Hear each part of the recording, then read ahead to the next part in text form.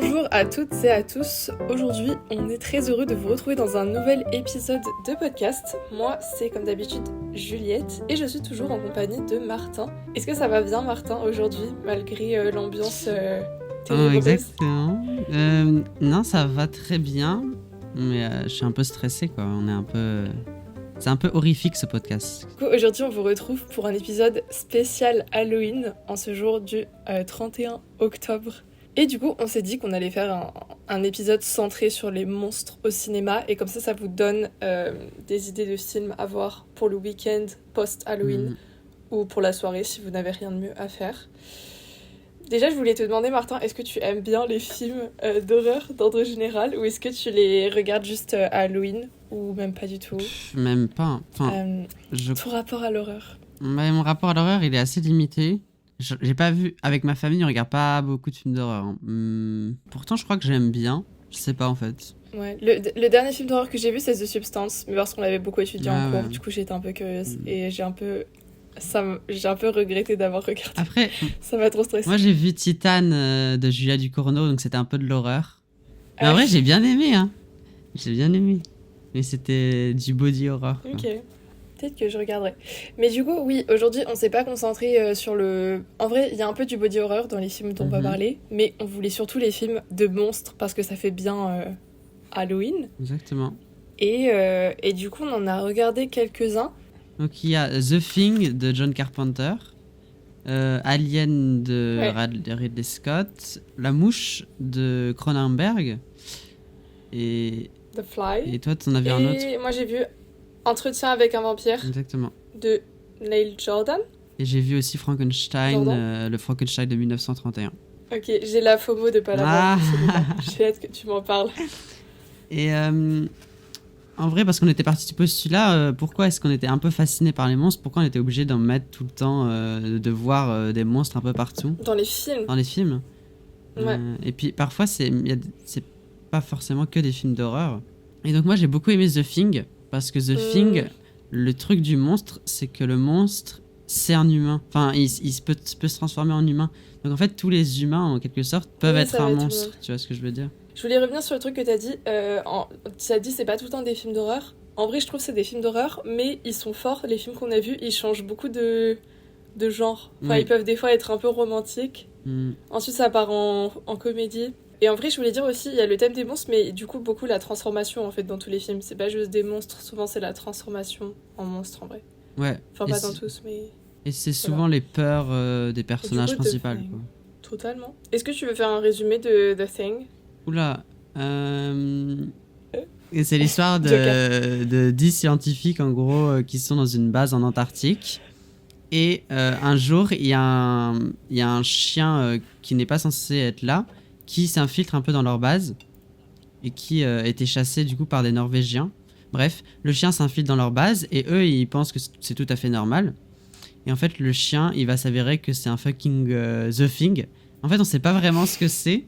Et c'est pour ça qu'il appelle la chose. C'est parce que, en fait, la chose peut prendre l'apparence de n'importe quoi. Et du coup, à partir de ce postulat, il peut prendre l'apparence d'un être humain. Et du coup, là, ça part en Among Us, ça part en qui est le monstre. Ouais, de fou.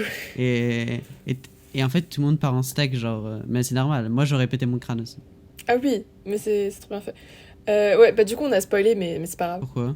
Bah, on a spoilé que le chien, c'était un monstre. Après, tu t'en doutes un peu dès le début. C'est évident. Enfin, je veux dire, ils font des gros plans sur le chien. Mais au tout début, oui, c'est vrai. Ouais. C'est vrai. Mais au tout début, tu te dis, mais pourquoi ils essayent de tuer ce pauvre chien? Genre, moi, je me sentais mal pour le chien. Et bon. Mais je trouve qu'en vrai, ce film est un bon exemple de, même s'ils sont début des années 80, en vrai, ils ont déjà des bons effets spéciaux, mais c'est pas non plus ce qu'on a aujourd'hui. Et du coup, le fait qu'ils aient trouvé ce stratagème que la chose, elle peut se transformer en humain, bah, ça fait que t'es ultra stressé alors que tu vois même pas le monstre. Bah ouais, c'est fort. Genre, c'est trop bien le concept. Et la musique banger aussi. Oui. Genre, tellement stressant. Non. Tu sais que c'est Ennio Morricone, c'est marrant de le voir dans cette registre. Voilà. C'est ce que j'avais à dire. L'acteur? Non, le compositeur Ennio Morricone. Ah non, le compositeur. Parce qu'il fait souvent des... Il fait souvent des... Tu sais, c'est celui qui a fait Il était une fois en Amérique, comment on appelle ça? Des westerns et tout ça, il a l'habitude de faire. T'as pas préparé une petite chronique musicale sur... Non, parce que ça mérite pas non plus une chronique musicale. Hein.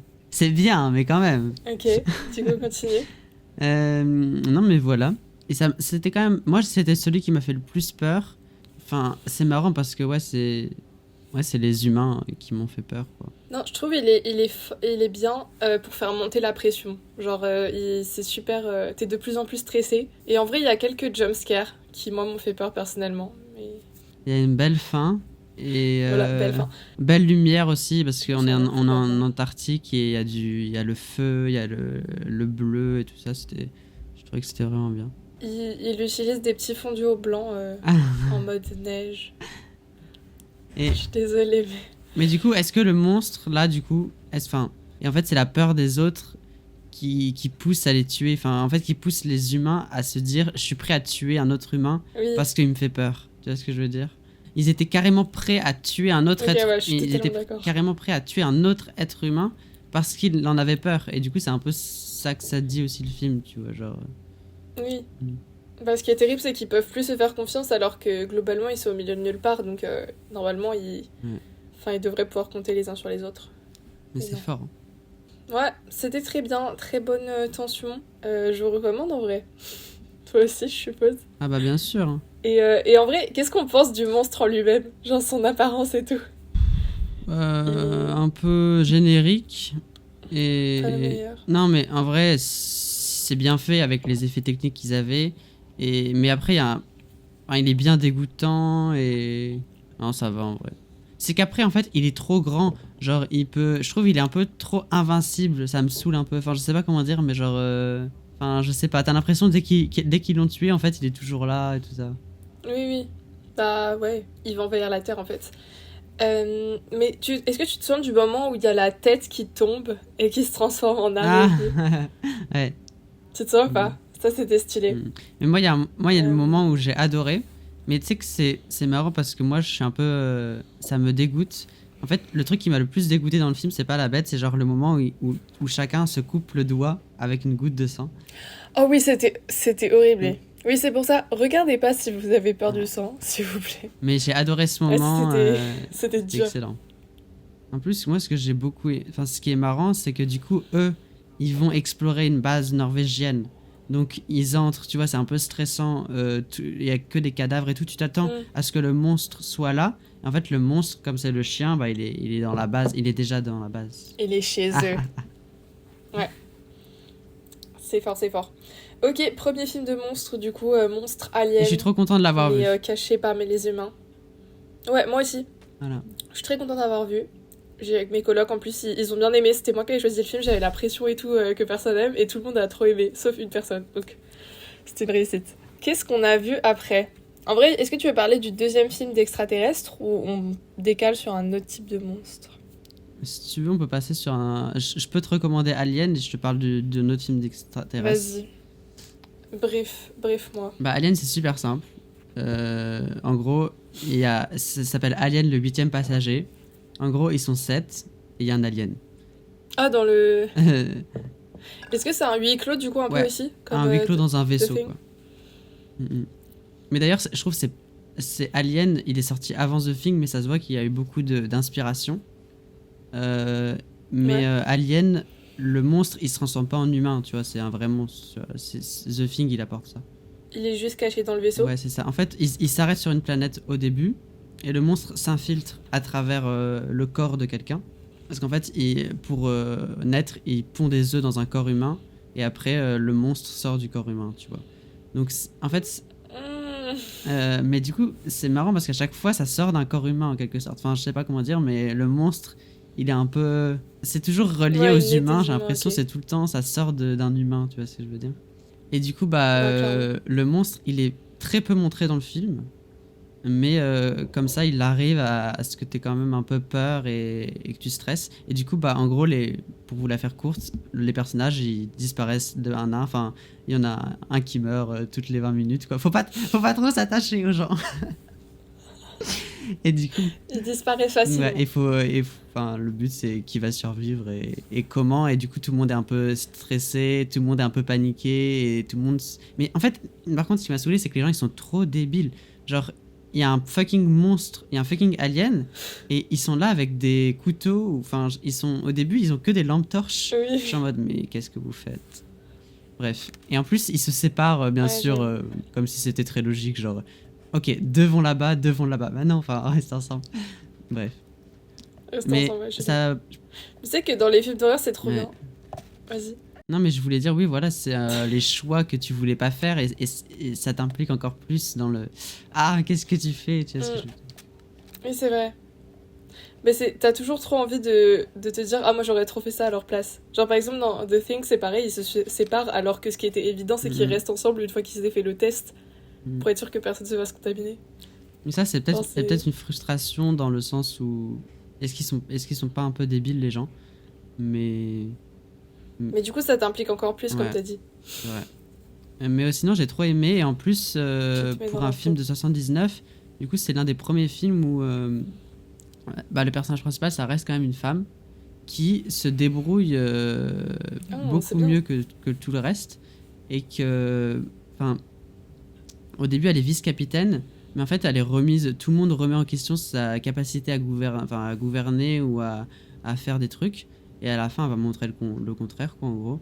Parce qu'en fait, dans les films d'horreur, les personnages féminins, ils sont souvent relégués, surtout dans les classiques hollywoodiens, genre les films que j'ai vus, genre Frankenstein et tout, bah, ils sont relégués à la personne qui doit être sauvée, quoi. Ouais, ou carrément, il n'y en a pas, comme dans La Chose. C'est vrai. Genre, aucune femme. Mais c'est vrai. Donc j'étais content, et puis non, en vrai, c'est super parce que le vaisseau, il est...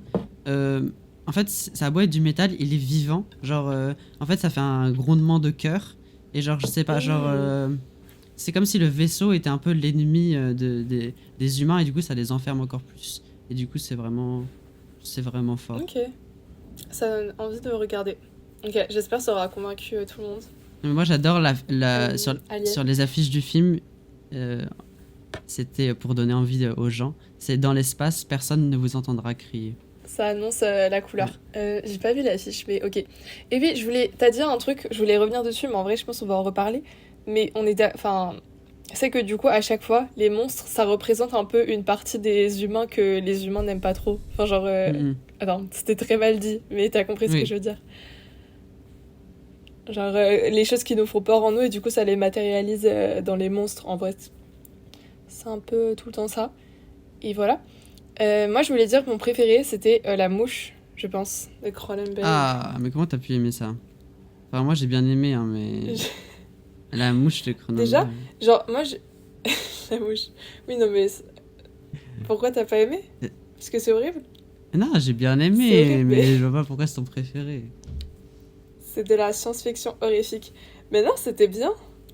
Mais d'ailleurs, c'est tous pratiquement de la science-fiction horrifique. Enfin, Alien aussi. C'est de la mode des années 80, de toute façon. Ouais. Ouais, c'est vrai. Le truc des vampires, je pense pas qu'on peut dire que c'est de la science-fiction. Oui. C'est plutôt fantastique, ouais. Mais du coup, La Mouche, je fais un petit résumé rapide. Une journaliste va rencontrer un scientifique. Ce scientifique s'avère faire des recherches sur la téléportation. Et il a réussi à faire fonctionner la téléportation. Donc il fait téléporter des objets. Mais déjà, c'est pour ça que j'ai trop aimé, parce que moi, j'aime trop les trucs un peu de physique comme ça.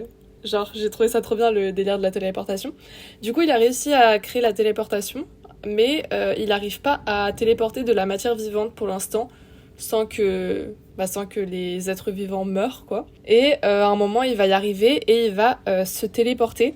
Sauf qu'il y a quelque chose il va se téléporter lui-même, mais du coup, il y a quelque chose qui s'est mal passé pendant cette téléportation. On va très vite se rendre compte, puisqu'il change petit à petit.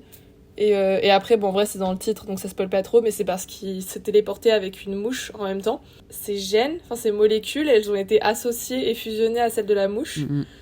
Du coup, il se retrouve mi-humain, mi-mouche, et il va entamer une sorte de transformation en hybride. Vous imaginez l'horreur du truc, quoi. Qui est vraiment dégueulasse. Mais du coup, moi, j'avais entendu parler de ce film, mais j'avais pas compris que c'était ça le plot. Je pensais que c'était juste son esprit allait se retrouver dans la mouche, et l'esprit de la mouche allait se retrouver dans son corps. Que du coup, ça allait être un humain mouche. C'est grave compliqué de filmer une mouche. Bah oui, et puis c'est beaucoup moins bien comme scénario. Mais du coup, j'étais un peu surprise, même si j'avais entendu parler du film. Ah non, mais pour le coup, Voilà. Cronenberg, je sais qu'il adore les trucs un peu dégueux et tout. Et là, c'est bien dégueu, bien. C'est Il dégueulasse. s'arrache les ongles, il a des poils de mouche. Enfin, ça me dégoûte. Moment traumatisant quand il perd son oreille. Ah, quelle horreur! C'est horrible. Mais vraiment, L'oreille, elle tombe. l'acteur, il est plus du tout reconnaissable à la fin, c'est terrifiant. Mais déjà, moi je suis désolée, le premier plan, ils sont trop forts parce que on dirait une mouche. Je suis désolée, quand il y a son visage. Hmm. Ah ouais? Genre, je dis pas que l'acteur ressemble à une mouche, mais sur le premier plan d'ouverture, vraiment, il ressemble à une mouche. Genre, il a les yeux et tout un peu qui ressortent. Ouais, il a une tête Peut-être après, atypique. c'était effet placebo et. Ouais. T'en penses quoi de. Mais non, je voulais dire, les acteurs sont très bien. Cette histoire T'en d'amour. penses quoi, toi, quoi? En fait, moi, cette histoire d'amour. Genre, qu'est-ce que ça dit? Pourquoi il s'est transformé en mouche? Moi, ce que j'ai pas compris, c'est pourquoi il s'est transformé en mouche. Qu'est-ce que ça dit de leur relation, tout ça? Bah, Qu'est-ce en que c'est vrai, le moi j'ai vu monstre ça là? plutôt comme une histoire tragique. Qu'est-ce que représente le monstre? Mais après, je sais pas. Est-ce que c'est pas plutôt voir à quel. Genre, est-ce que tu peux aimer quelqu'un même s'il est. Parce que en vrai, tu pourrais assimiler le fait qu'il se transforme en monstre à une sorte de maladie, non? Ça pourrait être ça. Ça peut être une histoire tragique un peu. Ouais.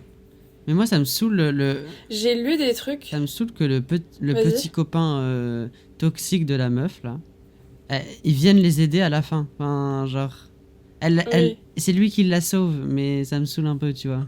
Ah, je suis trop d'accord. Mais je sais pas s'il la sauve. Je pense que l'histoire, elle est vraiment tragique parce qu'au final, elle se retrouve avec ce mec abusif qui était vraiment nul. Ouais. C'est super triste en fait.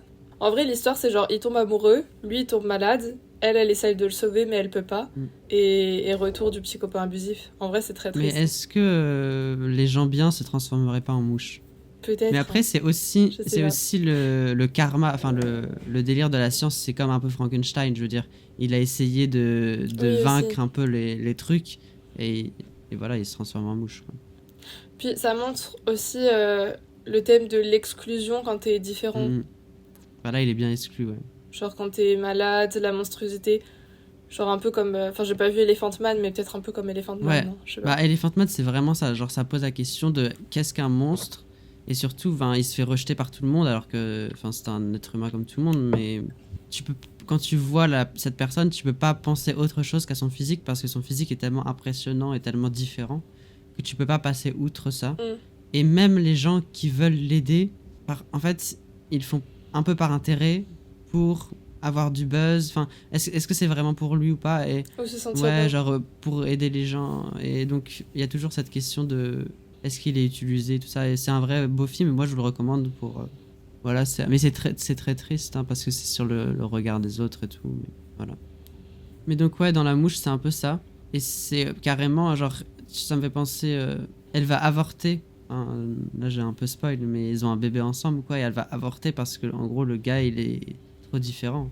Mais après, je suis d'accord, j'aurais fait pareil. Ouais, c'est ça. J'ai lu aussi que ça pouvait être peut-être. Après, je sais pas. Enfin, faut peut-être prendre ça avec des pincettes, mais que ça pouvait aussi parler du sida, un peu. Mhm. Genre en mode que lui. Parce que apparemment, genre quand il est au début de sa transformation, genre ça ressemble quand même beaucoup aux malades quand ils sont en phase de terminale du sida. En plus, c'était bien l'époque et ça fait un peu le fait qu'il tombe malade et que du coup elle peut pas le sauver et qu'au final elle doit avorter parce que ça se transmet carrément à leur enfant. Tu vois? Mhm. T'as pas l'air convaincu Non, par mais, cette interprétation. en vrai, mais... non, mais en vrai, si. Parce que les mais gens. ça peut être une inspiration. Parce qu'ils étaient exclus et enfin, tu pensais que c'était. Ouais. Non, la scène du rêve avec l'accouchement est terrible en vrai. Moi, ça m'a mis trop mal. C'était la pire scène du film. Il y a une scène où elle rêve et elle accouche d'une larve. Genre une vraie larve de mouche. En vrai, c'est Fallait stylé, l'inventer, quoi. hein. Si je peux me permettre. Genre. Non, c'est pas stylé. C'est un cauchemar. J'aime beaucoup cette mouche. Mhm. Mais donc voilà, la mouche, moi Et ça m'a pas plus marqué que ça, mais c'est un classique. moi, j'ai beaucoup aimé. Ça a beaucoup. Je pense que je pourrais le regarder avec ma famille et tout. Ah, mais quelle Mais en horreur. vrai, au début, quand ça part pas encore en, Ouais. quand ça part pas encore en cacahuète, on va dire. Genre, je me disais tout, ah, ça peut trop être un confort movie. Au début, ça commence trop bien. C'est vrai. En vrai, c'est trop beau pour être vrai. Mm. Genre, ils ont la parfaite romance, lui, il réussit la téléportation. Bon, après, il tue des babouins pour son expérience, mais au calme. Oui, oui. Bah, faut oublier faut oublier Le babouin. le bien-être animal le temps du film. Le babouin. Ok. Moi, je dis, là, c'est l'histoire d'un scientifique, etc. Et ça tourne un peu mal, cette expérience. Est-ce que tu parlerais pas d'un autre scientifique dont les expériences, elles tournent mal? Je vois pas de qui tu parles. Ne serait-ce pas Her Je sais Frankenstein? pas. Parce Peut-être. que... Déjà, je n'ai jamais vu un truc avec Frankenstein de ma vie. Ah la honte. Mais en fait, Frankenstein, c'est tellement la... Bah, ça inonde la pop culture. C'est la base. Je veux dire, Ouais. tous ces monstres-là, ça inonde la pop culture. Mais d'ailleurs, Mm. de toute façon, Frankenstein, c'est genre le mythe qui a été repris tellement de fois. Enfin, je veux dire, dans Pauvre Créature, dans plein de trucs. Ouais. Enfin, voilà. Mais en vrai, il y a plein de trucs, mais j'ai plus tous les exemples en tête, quoi. Mais voilà. Donc, Frankenstein, d'habitude, on oublie de dire, mais en fait, Frankenstein, c'est le nom du scientifique. Et la créature, le monstre, n'a pas de nom. C'est le monstre de Frankenstein. Et donc, c'est le monstre du scientifique. Et donc, ça montre vraiment que le gars n'a aucune... on a décidé de lui donner aucun nom. C'est un peu horrible, quoi. Frankenstein, c'est un roman de Mary Shelley. Donc, c'est une écrivaine britannique. 1818. Donc, c'est vraiment... Ça remonte à l'ancienne. Hein. Et donc, c'est fou. Ouais. C'est un des premiers monstres un peu gothiques qui a été créé dans en littérature. Et du coup, bah, c'est un scientifique qui va essayer de recréer la vie à partir de la mort. Donc, il va prendre des bouts de mort et il va en recréer la vie. Mais il s'avère que C'est bien morbide. Ouais, c'est ça. Il recrée cette créature. Et en fait, cette créature, en fait, moi, je la trouve pas... elle est pas... Les gens, ils ont peur d'elle parce que justement, elle est différente et elle est horrible. Et du coup, en fait, c'est la peur de cette personne qui l'amène, lui, Frankenstein, à être violent avec les autres. En fait, il sait pas comment faire. Enfin, il voit que les gens, il sait pas interagir avec les gens. En fait, c'est quelqu'un de complètement pur et innocent qui, justement parce que il a subi que de la haine, on le fouette et tout, parce que voilà, il est horrible et tout. Tout le monde le rejette. Que lui, au bout d'un moment, bah, il va devenir ce monstre, quoi. Et du coup, il est créé, quoi, ce monstre. Et du coup, bah, le film et le livre, ils posent la question de qui est le vrai monstre. Est-ce que c'est le scientifique qui a essayé de recréer la vie? Est-ce que c'est le créateur du monstre qui est le monstre? Ou est-ce que c'est le monstre qui a été créé? Tu vois ce que je veux dire? Qui est le monstre? Ouais. Et du coup, bah, Ok. du coup, il y a cette bataille entre les deux. Et les deux sont liés comme des miroirs, quoi, en quelque sorte. Et... Oui. Et voilà, et moi j'aime beaucoup le film. En fait, le fait qu'il ait été... Non, je disais, en gros, le fait, enfin, c'est ce que tu dis, la déshumanisation des autres l'a conduit à être un monstre. Et aussi le fait qu'il ait pas de prénom, ça participe déjà à ça, Ouais, c'est ça. le déshumaniser. Et à un moment, par exemple, il rencontre une enfant. Et avec cet enfant, genre, il joue. Mais d'ailleurs, ça joue sur les codes de l'horreur. Enfin, ça se voit que tout le monde a repris un peu les trucs de l'horreur du film. Parce que ça arrive en 31 et donc le son vient d'apparaître. Enfin, il est apparu en 27, mais tu vois, on joue aussi sur le hors-champ sonore et tout. Enfin, on entend, on l'entend arriver et tout. Et du coup, bah, il y a toujours cette question de l'horreur. Et là, du coup, il déjoue cette attente avec la petite fille. Et du coup, en fait, il joue avec la petite fille. Et en fait, il va pas très bien comprendre les instructions de la petite fille. Il va la balancer. Et en fait, la petite fille va mourir. Ah, c'est violent! Ouais. Et du coup, bah, tout le monde va le prendre pour un psychopathe, c'est normal. Et du coup, bah, voilà, il y a cette. J'aime beaucoup le film parce que bah, l'histoire est vraiment est super. Mais bon, à la fin, bah, c'est quand même le monstre qui se fait tuer et c'est le happy ending à l'américaine. Donc c'est. Ok. Ça reste quand même le scientifique qui a la belle vie, tout ça. Mais... Oui, c'est vrai qu'on n'a pas dit The Thing, mais ça se termine mal pour le coup. Oui. Alors que la mouche, ça se termine... Enfin, ça se termine pas bien, mais le monstre est mort, quoi. Et là, du coup, ça se termine bien aussi. Et je voulais te demander, du coup, est-ce que tu trouves ça se regarde toujours aujourd'hui, comparé aux autres films d'horreur? Est-ce que tu t'attendais à que ça soit plus vieux que... Enfin, que ça fasse plus vieux, entre guillemets? Bah, ça fait pas peur, je vais pas te mentir. Enfin, ça se voit ça se voit quand c'est le moment où c'est censé faire peur, tu vois ce que je veux dire ou pas? Genre le public il est en mode ah. Ok. Mais mais en vrai, c'est stressant. Il y a un espèce de rythme. C'est très court, hein, mais il y a un rythme classique hollywoodien, quoi. Mais ça reprend beaucoup des codes des genres de l'expressionnisme allemand. Genre, c'est très, ça joue sur les ombres et tout. C'est qui le réal déjà? C'est James Whale. Mais en fait, le plus important, ça reste le producteur. Et donc, si tu veux, je peux me lancer sur ma chronique Universal Monster, si tu veux. Parfait. J'attends que ça. Bah, t'es très méchant avec moi. Non, ok. Donc, je sais, j'ai hâte. Donc, Frankenstein, il fait partie des Universal Monsters. Et donc, je vais vous parler un peu de l'histoire des Universal Monsters, qui est du coup les monstres d'Universal, le studio. Et donc, Universal Pictures, c'est lors de l'âge d'or hollywoodien, donc des années 30 à 50. Il fait pas partie des 5 majors, des 5 plus grandes studios hollywoodiens. Parce qu'en fait, il fait des films un peu de série B, quoi. Et du coup, il est fondé par Carl Laemmle. Et dès la période du muet, il va commencer à investir dans le cinéma d'horreur. Et du coup, il va adapter des romans. En fait, il va beaucoup adapter des romans, de la littérature. Et du coup, par exemple, il va adapter Le Bossu de Notre-Dame, Le Fantôme de l'Opéra, enfin des romans français. Et son fils va prendre la direction en 1929 et va investir encore plus dans le cinéma d'horreur. Et le premier film des Universal Monsters qu'on appelle, c'est Dracula de Todd Browning. Et comme Dracula est un succès, s'ensuivent Frankenstein, La Momie, L'Homme Invisible, Le Loup-Garou. Et en fait, chaque film va décliner plein de suites. Et donc, par exemple, Frankenstein, il y aura la fiancée de Frankenstein, le fils de Frankenstein, Frankenstein rencontre le loup-garou, etc., etc. Enfin, vraiment, ils ont épuisé le truc au maximum. Et donc, Marvel n'a rien inventé dans le MCU, puisque Universal Monsters avait déjà fait des crossovers. Par exemple, à Frankenstein rencontre le loup-garou. Il y avait des feats entre les monstres. Bah, du coup, les acteurs revenaient. Et en fait, Universal va inventer le cinéma partagé où, en fait, un personnage peut revenir dans un autre film. Tu vois ce que je veux dire? Et donc ça va beaucoup plaire au public.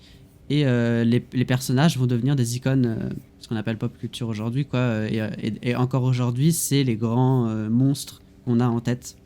Voilà, c'est les Universal Monsters qui sont tous des monstres adaptés de romans.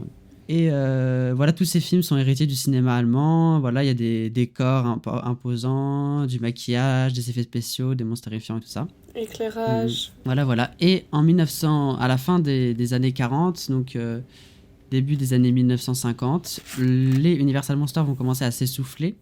Parce qu'en fait, à force de les répéter, tu vois, c'est un peu comme les Marvel, j'ai envie de dire. Genre, à force de répéter, de surutiliser les personnages, les monstres, en fait, ils font plus vraiment peur. Les monstres gothiques sont un peu passés de mode et ils font plus vraiment peur. C'est un peu des caricatures. Ils sont devenus banals. Ouais, voilà. Donc, le public se détourne. Enfin voilà, mais en fait, après la Seconde Guerre mondiale, les peurs, elles ont changé et les peurs sont devenues un peu plus politiques sur le nucléaire, etc. Et le cinéma d'horreur est devenu beaucoup plus psychologique. Et du coup, on a par exemple genre Psychose, Alfred Hitchcock, Les Innocents et tout ça. Et du coup, c'est un peu l'horreur qui va amener. Donc, c'est un peu le déclin des monstres. Mais ces monstres sont jamais vraiment morts parce qu'ils continuent encore d'inspirer plein de films. Et voilà, les Tim Burton, les Guillermo del Toro et tout ça. En 2010, ils ont essayé de relancer Universal Pictures parce que Universal Pictures c'est devenu un des grands studios aujourd'hui. Et ils ont essayé de relancer, genre ils ont fait La Momie et tout, mais c'était le big flop du siècle. Et du coup, ils ont abandonné leurs monstres. Et du coup, c'est pas grave. Non, c'est pas grave. En vrai, c'est ce qu'on avait vu en cours, ce que tu dis, que la menace représentée dans les films se rapproche de plus en plus de nous, de notre foyer. On avait dit ça, de la famille, etc. Et en vrai, je trouve, même si on a continué à utiliser les monstres, tu vois qu'en fonction de chaque décennie, les monstres représentent quelque chose de différent souvent, vu qu'à chaque fois, ils sont le reflet des peurs de notre époque, quoi. Là, oui, c'est ça. Est-ce qu'il serait pas temps de parler des vampires, vraiment? Ouais. Vampire. Ok. Du coup, j'ai essayé pour vous Entretien avec un vampire, qui est très connu, je crois, en fait. Oui. Bref, Interviews with avec Vampire. Tom Cruise. Avec Tom Cruise et Brad Pitt. Ah ouais. Et Kirsten Dunst, qui a été découverte, qui était inconnue à l'époque, et qui joue la petite de 12 ans. Elle avait 12 ans quand elle joue ça, et elle joue vraiment super bien. Et du coup, en vrai, je te conseille, c'était vraiment très bien et je pense que ça peut beaucoup te plaire. En gros, tout simplement, c'est un journaliste qui va interviewer un vampire. What the fuck? Et du coup, ce vampire, il va revenir sur son expérience. Qu'est-ce qu'il y a? Non, c'est marrant. Du coup, c'est pas du tout Dracula. Enfin, c'est-à-dire, c'est pas le conte Dracula en mode Nosferatu, genre il a un château et tout ça. Non, c'est pas du tout Dracula, justement. Ok. Je reviendrai là-dessus après. Mais non, ça parle pas du tout de Dracula. Ça suit juste un vampire qui va du coup raconter son expérience de... Je pense qu'il est né au 18e siècle, à la fin du 18e. Et du coup, il raconte son expérience pendant 200-300 ans. Ça se passe à l'époque actuelle, le film? En fait, par le présent et oui, et dans les années 90, mais vu qu'il raconte toute son histoire, ça traverse les époques. Ok. C'est des flashbacks. Parce qu'il va vivre pendant 300 ans, tu vois. Oui, c'est ça. Il raconte son histoire, donc la plupart, c'est quand même plutôt 19e Ok. siècle, je pense. Voilà, mais en fait, la particularité de ce vampire, c'est que il a toujours de l'empathie pour les humains et il n'arrive pas à se débarrasser du sentiment de honte qu'il éprouve du fait d'être un vampire. Et il est particulièrement ennuyé par le fait d'être immortel. Enfin, il n'arrive pas à trouver de sens à sa vie de vampire, tu vois. Ah, Donc c'est un peu la particularité ok. de ce vampire. Et en vrai, déjà, le casting est fou. Ah oui, je voulais dire aussi, c'est basé... le scénario a été écrit par une femme qui s'appelle Anne Rice, ou Anne Rice, je sais pas comment on prononce. Et c'est basé sur son livre qui s'appelle, pareil, je crois, Interview with a Vampire. Et aussi, un truc très particulier du film, c'est que... Mais du coup, ça revient tout le temps dans les films avec les vampires. C'est que vraiment, les humains sont fascinés par eux. Logique. Genre, il y a toujours un truc, c'est jamais clair entre la... Il y a toujours un mélange entre peur de la mort et désir un peu interdit qu'ils éprouvent pour les vampires. Et aussi, aucune relation n'est claire dans le film. Genre, c'est-à-dire que toute relation, ça... Il y a un moment, ça part un peu dans le romantisme. Et même, des fois, c'est très bizarre, parce qu'il y a même avec sa fille... Tu vois, toutes les relations sont ambiguës, étranges. Bah, c'est tout le temps comme ça avec les vampires. Et il y a aussi le personnage... rien que la morsure, en vrai, c'est très... Genre, dans le film, à chaque fois qu'il va tuer quelqu'un, il va d'abord choisir des... Souvent, donc, il y a 2 vampires, et ensuite un troisième, et ensuite ils en découvrent d'autres. Là, je spoil tout le film, soyez prêts. Et à chaque fois qu'ils vont tuer une victime, par exemple, au début, c'est très sensuel, tu vois. Genre la morsure et tout. Et même des fois, les humains, ils se font mordre et ils apprécient le fait de se faire mordre. Très bizarre. Et ensuite, ils se rendent compte qu'ils sont en train de se faire tuer, donc là, ils paniquent. Mais c'est tout le temps comme ça avec les vampires. Mais à chaque fois, c'est... Dans Nosferatu oui, aussi, c'est vrai. comme ça. Mais dans le film, c'est très bien montré. Nosferatu, c'est différent quand même. J'ai pas vu le film en entier, mais de ce que j'ai compris. Non, mais le plus récent, il fait quand même l'amour au corps, quoi. Quand il fait la morsure. Ah oui, le nouveau Nosferatu. Ok, oui. J'ai pas vu, désolée. Et non, aussi, ça parle de relations homosexuelles un peu. Enfin, c'est pas dit clairement, mais genre, il y a clairement un moment, Louis, le vampire principal, enfin, ça se voit, il est en crush sur l'autre vampire qui s'appelle Armand. Genre, parce carrément, il abandonne sa fille pour rejoindre Armand. Enfin, désolée. Et aussi, je voulais parler du personnage de Kirsten Dunst parce qu'il est très intéressant, parce que du coup, c'est une enfant de 12 ans qui se transforme en vampire, mais elle vieillit pas. Du coup, elle est bloquée toute sa vie dans le corps d'une enfant de 12 ans. Fuck. Oui, et du coup, elle est vraiment... Elle est obsédée par le fait de grandir et elle... Est-ce qu'elle a une mentalité d'adulte ou c'est quand même une enfant? En vrai, elle agit un peu comme une enfant, mais ça se voit... Enfin, elle est quand même mature, etc. C'est pas très clair, ça. Mais en tout cas, tu vois, elle fait vraiment petite enfant très innocente, etc. Mais en fait, elle tue des gens sans aucune pitié pour se nourrir. Du coup, pareil, ça remet en question je suis pas prêt à ça. l'innocence un peu. Non, franchement, c'était très bien. Je vous conseille vraiment. Et du coup, je voulais revenir sur le sujet des vampires un petit peu. Genre d'où ça vient, etc. Mais je voulais vite fait vous raconter un peu des anecdotes terrifiantes de d'où ça vient les vampires. Ok. Mais d'ailleurs, si je peux te couper, j'ai oublié le chiffre. Mais Frankenstein, je me souviens, il y avait 84 films qui sont sur le thème de Frankenstein. C'est beaucoup trop. Mais moi, je trouve ces monstres, ils sont bien parce qu'en vrai, ils périssent pas. Hein. Ouais. Enfin... Genre, je pense qu'il y a un film par an qui doit sortir sur Dracula. Oh en my vrai. god. Mais il faut qu'ils renouvelent... Enfin, oui, mais ils essayent sûr. de renouveler un peu le mythe, c'est normal. Mais oui, je vais expliquer ça dans la chronique. Ok, déjà, on pose les bases d'où viennent les vampires. C'est un peu compliqué de savoir, parce que apparemment, un peuple qui s'appelle les Assyriens, me demandez pas qui sont ces personnes, mais qui vivaient 2000 ans avant Jésus-Christ, étaient déjà terrorisés par quelque chose de semblable aux vampires. Apparemment, on a trouvé des traces. Ok. Donc, ça existe d'il y a très longtemps. Mais ça s'est popularisé en Europe, cette histoire, au XVIIIe siècle, 1720 et quelques, parce que tout simplement, il y a eu une sorte d'épidémie qui s'est abattue sur un village, mais les gens commençaient à croire que c'était les voisins qui se contaminaient entre eux. Ça parle de la contamination. Et c'est ça. Et c'est ça, ils pensaient que c'est ça, exactement, ça part de la contamination. Et aussi parce qu'un certain monsieur prénommé Peter, apparemment, aurait eu une conversation avec son fils alors qu'il était mort quelques jours plus tôt. Genre, il serait réapparu après qu'il soit mort. Et qu'ensuite, son fils est mort par la suite, donc comme s'il l'avait contaminé. Et qu'ensuite, quand les villageois, ils sont allés voir la dépouille de ce fameux Peter, ils ont vu que sa bouche était immaculée de sang et qu'il n'avait pas commencé à se décomposer. Et du coup, apparemment, dans la légende, terrifiés, ils ont planté un pieu dans son cœur pour s'assurer qu'il soit vraiment Ça se passe mort. dans Nosferatu au début, je crois. Voilà. Ah ouais ? Le nouveau ou Le nouveau. Et du coup, bon, ça c'est un peu le mythe des vampires. Bref, on sait pas trop d'où ça vient au final, mais c'est les premiers échos qu'on a. Il y a 2 livres très importants qui parlent de vampires. Donc le Fanu, publié en 1872 par Carmilla, qui apparemment parle d'une vampire lesbienne. Je ne connaissais pas ce livre, je sais pas si toi tu connais. Je connais que le Donc, Bram Stoker. apparemment très important. C'est sorti même avant celui de Bram Stoker. Ok. Donc, mais bon, il y a eu des films, beaucoup de films qui ont interprété aussi ce roman-là. Mais bien sûr, le plus important, c'est Dracula de Bram Stoker, qui est irlandais d'ailleurs. Je sais pas ce que l'info vient faire là. Ça me sert à rien. Qui du coup a été publié en 1897. Mais du coup, je pense que tu savais peut-être, mais ce Dracula s'inspire d'un vrai personnage historique Bon. qui était un prince de Roumanie. Ok. Du coup, lui, c'était le prince de Valachie, donc c'est une province, si on peut dire ça, de la Roumanie. Il a vécu au XVe siècle et du coup, son surnom, c'était Dracula, qui veut dire fils du dragon, parce que le surnom de son père était Dracule, qui veut dire dracon. Donc ça vient de là.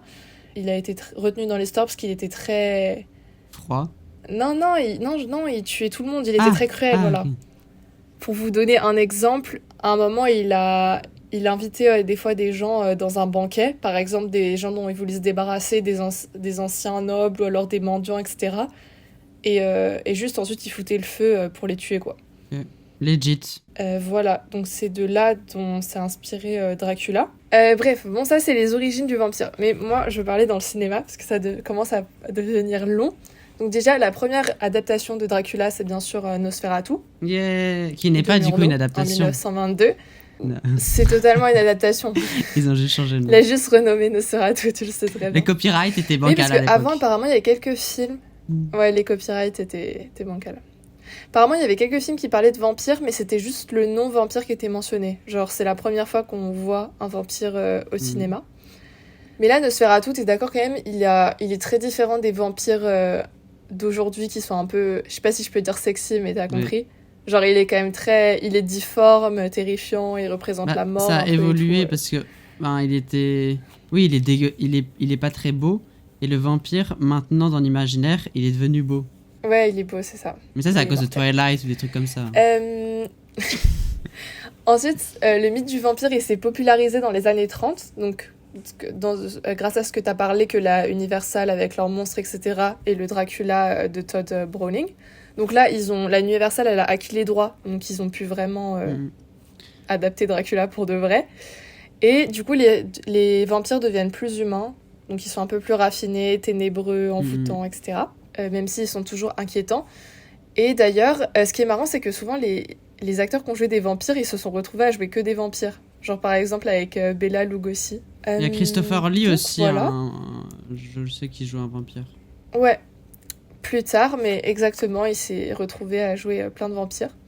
Donc du coup, tu parlais de Christopher Lee, et dans les années 50, c'est l'explosion du mythe, mais du coup surtout en Angleterre, parce que les États-Unis, ils ont le code ACE. Oui. Il y a eu un déclin aussi ça a dû participer au déclin des monstres de la Universal en vrai. Et du coup là, ça devient un peu plus violent et un peu plus, il y a un peu plus d'érotisme dans les films. Il y a l'apparition du sang dans la morsure, genre tu vois vraiment le sang à l'écran, etc. Ensuite, dans les années 80, les vampires, ils deviennent un peu plus modernes et se détachent de Dracula. Donc c'est plus forcément que des Dracula. Donc comme dans Interview avec un vampire, même si c'est les années 90, bah là on suit des vampires mais qui sont pas Dracula. Voilà.